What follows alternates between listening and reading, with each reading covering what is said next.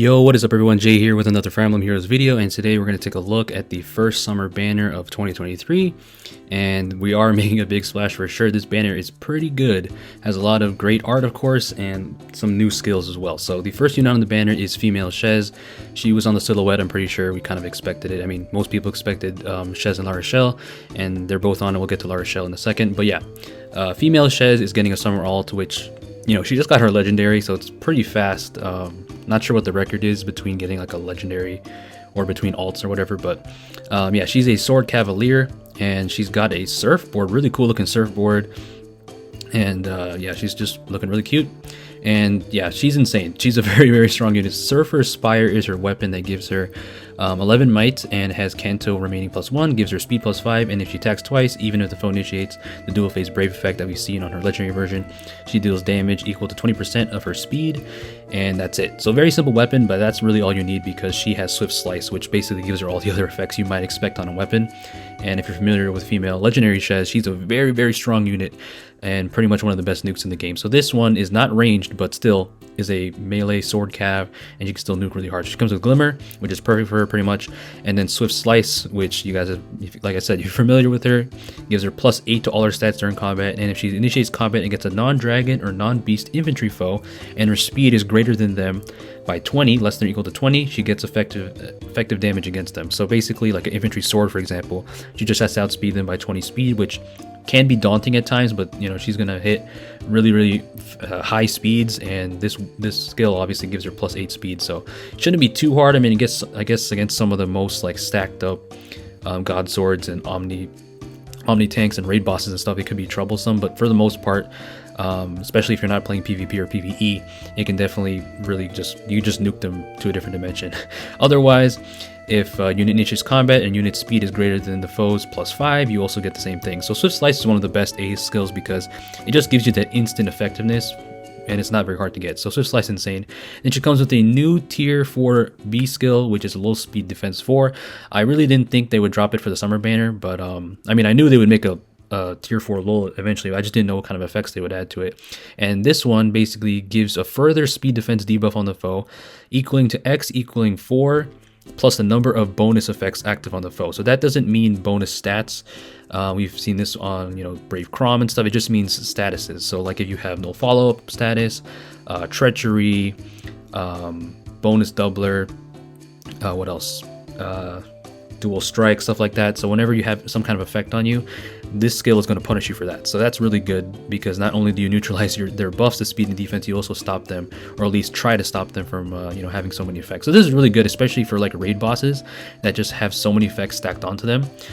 This is a really good skill. So I like how they went with low speed defense 4, and obviously we're going to see the little attack defense version and stuff, res version, so that's really cool. And then she comes with attack defense menace, which is a bit interesting. I thought they would give her speed menace just to make her, you know, quad more often, but I guess attack defense menace was the play.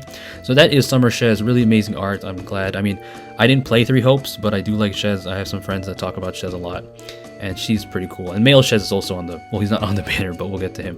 Next unit on the banner is Summer Ephraim, looking clean with the flower necklace, Sunshine Valiant. My boy Ephraim looking clean, and I didn't expect him to be here, but I guess I should have because you know, La Rochelle was on the silhouette, and it would be, you know, kind of a shame to leave him out because Tana has one, Inez has one, Erica got hers last year, and then La Rochelle and Ephraim to finish off the main royals of Sacred Stone. So I like that pretty much every royal from Sacred Stones, the main ones anyway, are getting, you know, summer version. So that's really cool. And he has a really cool looking axe. So he is an axe cavalier, and he's kind of like a better version than Summer Dimitri, honestly, at this point. So yeah, he's pretty crazy. So he comes with Seafoam Splitter. This gives him -1 cooldown in the start of turn if the number of adjacent allies adjacent to him is less than or equal to 2, which is the same condition for the alarm skill. He grants the unit can move 1 extra space for 1 turn. So this is pretty crazy because, you know, we have units like Kaday and Lin. My girl Kaday and Lin can make him go over trenches, and then with this extra movement he can just go crazy. So I mean, there's already tons of movement shenanigans in FEH right now, you know, obviously, but having this in the weapon is pretty cool. So he can just be a huge threat. And at the start of combat, if he's alive, he inflicts attack defense -6 on the foe and grants special cooldown charge +1 per attack, and then he also reduces damage from the foe's first attack by 40% during combat. So this is very good.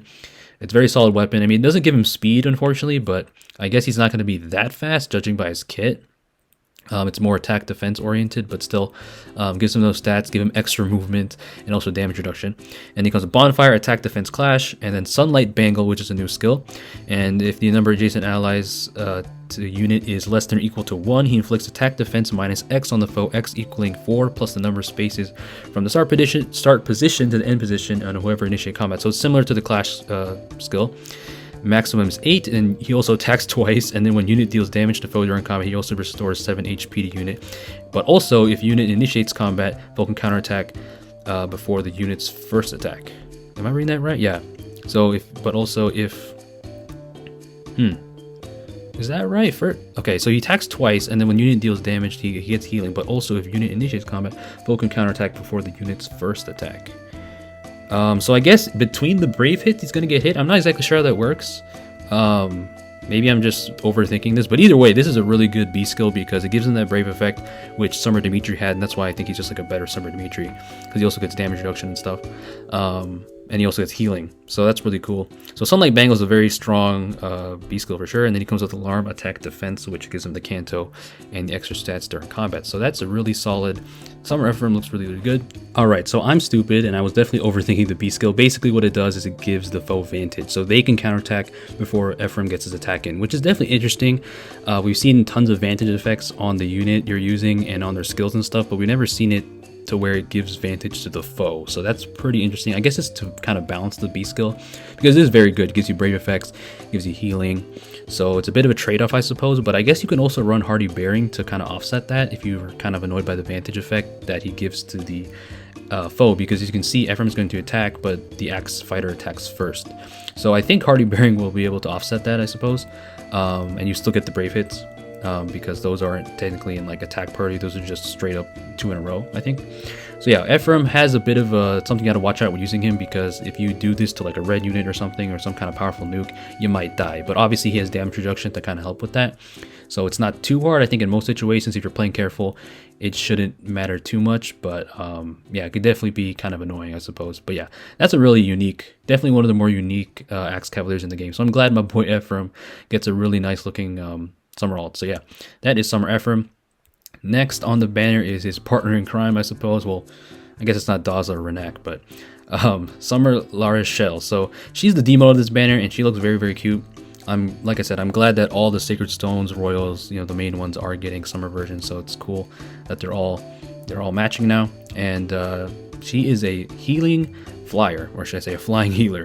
And she's always, like, La Rochelle is mostly either some kind of magical unit, obviously, so, but at least she's not a Cavalier like her young version, so that's good.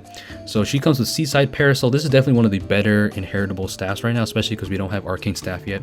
So at the start of turn, it inflicts guard on the nearest foes within 5 spaces of unit, and foes within 2 spaces of those foes that have a savior skill. So this is good against the save tanks. And at the start of combat, you grant +5 attack and speed, and also inflicts res debuffs on the foe during combat, X equaling to the number of bonus and penalty effects active on the foe times 4, max is 16. So any kind of status that they have, not stat bonuses, but like, no follow-up and stuff like that, bonus doubler, sabotage, any kind of those effects, she uses them against them, and then can hit harder because she debuffs the resistance. So Seaside's Parasol is a very nice staff for sure. I'm kind of tempted to pull this because I want to give this to Nina or somebody as inheritable, because we don't have Arcane Staff. But watch them drop Arcane Staff like next month. You never know with the Intelligent Systems. She goes to Recover, Earthwind Balm Plus, Blade Session 3, and Wrathful Staff. Blade Session might be kind of like, why is that there? But I mean, yeah, it's a little bit weird, but because it's only on, I think it's only on Tsubasa right now. But it's a pretty good A skill, honestly. Obviously, it's better in the Seal overall because there's better A slots. But for a demote, in my opinion, this skill should have been demoted on a regular pool unit like a while ago. But Intelligent Systems is bad at demoting skills. We still don't have Quick Riposte 3 at 5 or 4 star. So, but yeah, Blade Sessions is a pretty decent A skill for sure. And then the Parasol, definitely the highlight if you want to get her skills. And she's going to be a popular merge project as La Rochelle. She's a very popular Sacred Stones character. I do like her a lot. I have a regular version of +10. But I'm going to pull, if I'm going to pull for her, it's definitely for that staff for my Nina or my Elise, honestly. And then the last unit on the banner, the duo, the Star, Summer Shamir and Catherine, Heartbeats United. This is the unit I wanted to pull for, honestly. If I'm going to be tempted, it's going to be by these two. So they look absolutely incredible together. Shamir rocking the one piece, and they have a really funny looking weapons. Like, what is that? Like a wing or something? scale or something. But yeah, they are a blue bow cavalier. Look incredible. The art's definitely top tier. And I've always liked Shamir and Catherine, even though I didn't play Three Houses that much, and it's not my most favorite Fire Emblem game, obviously. I did like them. I like Shamir's cool demeanor, and Catherine, her dedication to Rhea. I can respect that, But yeah, so they are the duo, and they're pretty crazy. They have a really strong bow. So yeah, that weapon, it looks like something from Tears of the Kingdom. Something you'd get, like a Lizalfo's bow. But yeah, Partnership Bow gives a -1 cooldown, effect against flying foes at start of turn, inflicts discord and panic on the nearest foes within 5 spaces of the unit and foes within 2 spaces of those foes. At start of combat, if they're alive, you grant +5 to your stats, inflicts speed defense -X penalty on the foe during combat, X equaling the number of bonuses and penalties active on the foe ×4. So similar effects we've seen all over this banner. And then also, if a bonus or penalty is active on the foe, you also get the mini tempo effects, which is pretty good, and you also get partial no follow-up. So this weapon, very strong offensively, and the new effect is Discord. So shout out to Discord. We're getting it in Fae. So this inflicts attack speed defense attack speed defense res -X on the unit during combat, X equaling to 2 plus the number of allies within 2 spaces of unit, maximum of 5. So the wording is kind of confusing. It's kind of like when Exposure came out in Summer Thor. It sounds like you're giving it to yourself, but you're actually inflicting this on the foe, because Discord right here, as you start a turn, inflicts discord and panic on nearest foe. So she's not lowering her own stats. That's what I thought at first, but you read it further, it's giving it to the foe. So this is really good because you're just putting more stats on the foe that they can't, just debuffing them. So that's really good, and it's in combat, so it's not like they can just get rid of it. Obviously, you do have to have the condition, so it's kind of like a form skill where the more units next to you within 2 spaces, the more stats you get, or should I say the less stats they get, I suppose.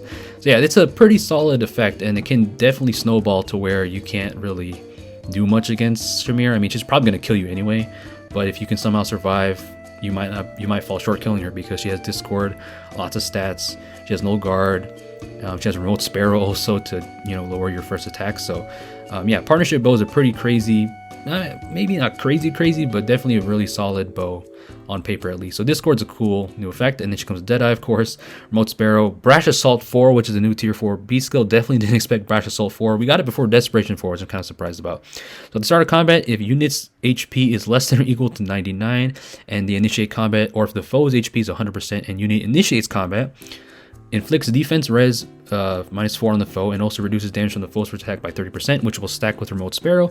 You also make a guaranteed follow-up attack, and unit's next attack deals damage equal to the total damage reduced.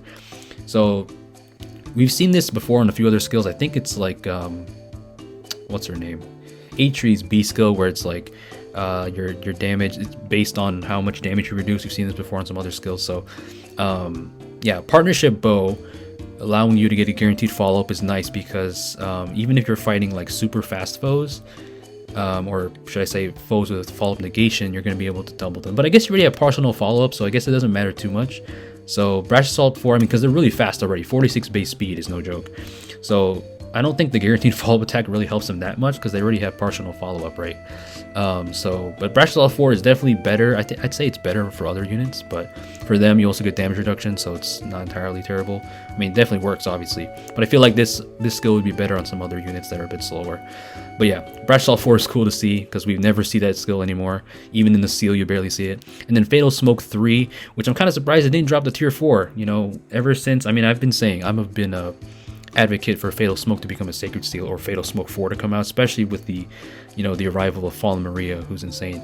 That would really help against a lot of the shenanigans, and also so many weapons that heal. It'd be kind of nice to at least have it in the seal. Ryman accidentally, but Fatal Smoke 3, I guess they just haven't thought of Fatal Smoke 4 yet. But yeah, that is Summer, Shamir, and Catherine, looking amazing for sure.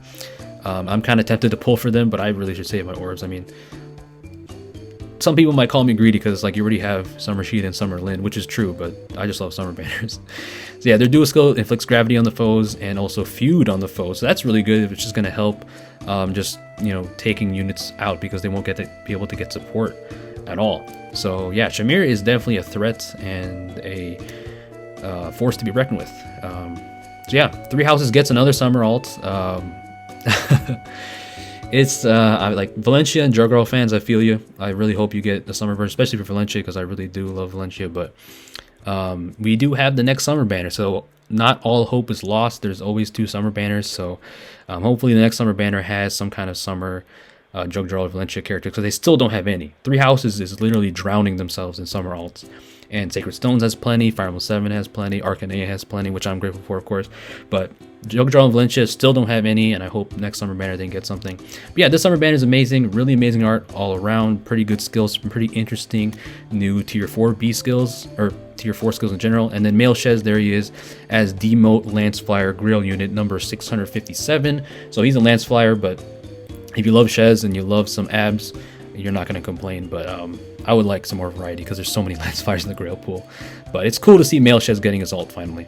But yeah, that's the summer banner, guys. Let me know what you guys think down below. Leave a like if you enjoyed, and good luck on your summons. And please stay safe out there. Peace out.